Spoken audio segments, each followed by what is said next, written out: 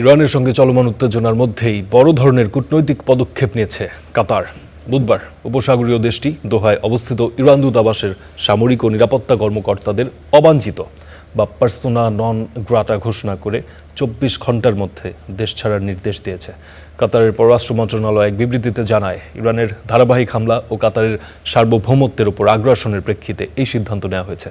দোহারের অভিযোগ, এসব কর্মকাণ্ড আন্তর্জাতিক আইন, জাতিসংঘ নিরাপত্তা পরিষদের প্রস্তাব এবং প্রতিবেশী রাষ্ট্রের সঙ্গে সুসম্পর্কের নীতির স্পষ্ট লঙ্ঘন।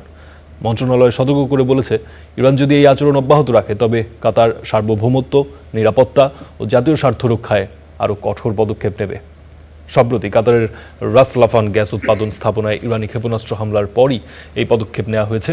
গত ২৮ ফেব্রুয়ারি যুক্তরাষ্ট্র ও ইসরায়েল যৌথভাবে ইরানের বিরুদ্ধে সামরিক অভিযান শুরু করার পর থেকে জবাবে ইরান, ইসরায়েল, জর্ডান, ইরাক সহ উপসাগরীয় অঞ্চলের বিভিন্ন দেশে ড্রোন ও ক্ষেপণাস্ত্র হামলা চালাচ্ছে। এসব হামলায় প্রাণহানি ও অবকাঠামোগত ক্ষতির পাশাপাশি বৈশ্বিক বাজার ও বিমান চলাচলেও বড় ধরনের বিঘ্ন সৃষ্টি হয়েছে।